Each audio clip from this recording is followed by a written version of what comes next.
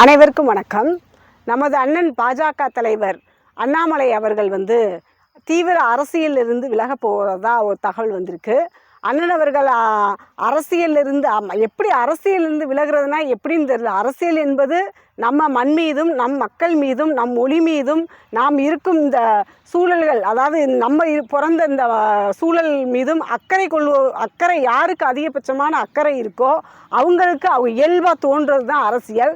அந்த அரசியலில் அவர் வெளிநாடில் போய் லண்டன் யூனிவர்சிட்டியில் போய் பாலிட்டிக்ஸ் சயின்ஸ் படிக்க போகிறதா தகவல் வந்திருக்கு. அரசியலில் போய் அவர் என்ன படிக்க போகிறாரு எனக்கு ஒன்றுமே அது புரியலை. இயல்பாக நம்ம உணர்வார்த்தமாக வரக்கூடியது தான் அரசியல். இப்போ நம்ம காமராஜர் எந்த யூனிவர்சிட்டியில் போய் படித்தார், கக்கன் அவர்கள் போய் எந்த யூனிவர்சிட்டியில் படித்தார், ஆபிரகாம் லிங்கம் போய் எந்த யூனிவர்சிட்டியில் படித்தார்.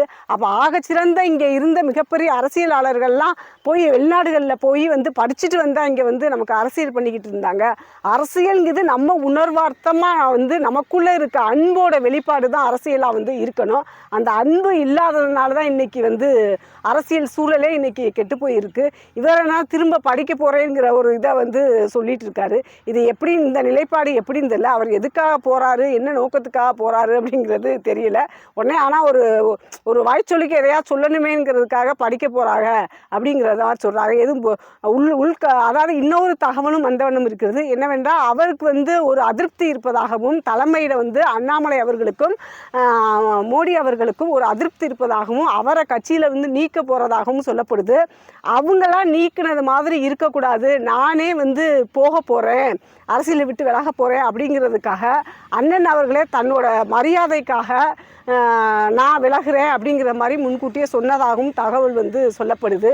இது எந்த வகையில் இது உண்மையான தகவலாக கூட இருக்கலாம். ஏன்னா நான் இப்போ கோயம்புத்தூரில் அண்ணன் இந்த பாராளுமன்ற தேர்தல் நின்றுருந்தார்ல, அப்போ அந்த பெரும் நம்பிக்கையை அவர் தலைமையிடம் சொல்லியிருக்கிறாரு.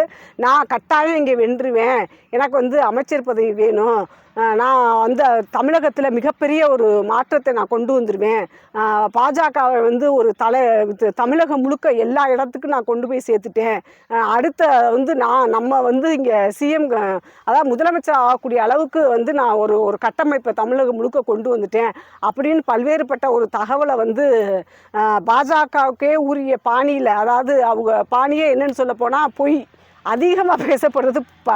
பாஜகவுன்னு அதிகமாக பேசப்படுறது பொய்கள் தான். பல பொய்களையும் பல உருட்டுகளையும் உருட்டி தான் இன்றைக்கி ஐயா மோடி அவர்கள் இன்றைக்கி பிரதமராக இருக்கார்.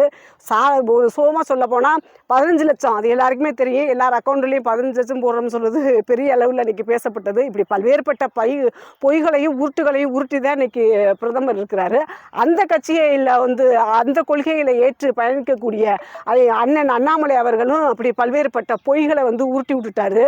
அந்த உறுப்பினரின் விளைவாக தலைமையே அவரை ஒரு அதிருப்தியை ஏற்படுத்தி அவர் கட்சியை விட்டு விலகணும்னு பல்வேறுபட்டவர் எதிர்ப்பு வாதம் வந்ததுனால அவர் அரசியல் விட்டு விலக போகிறாரு. அதை நம்ம மக்கள் மத்தியில், தமிழக மக்கள் மத்தியில் நமக்கு மரியாதை குறைச்சல் ஆயிரும், இது இப்படி போய் மக்கள் மத்தியில் சேர்ந்துடக்கூடாது, அதனால் லண்டனில் போய் நான் அரசியல் சார்ந்த படிப்பு படிக்க போகிறேன் அப்படின்னு ஒரு உருட்டி விட்டுட்டு அண்ணன் அவர்கள் விலக போகிறாரு.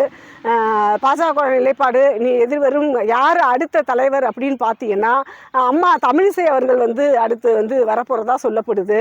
பார்ப்போம் யார் எப்படி இருக்காங்கிறத பார்ப்போம். நன்றி.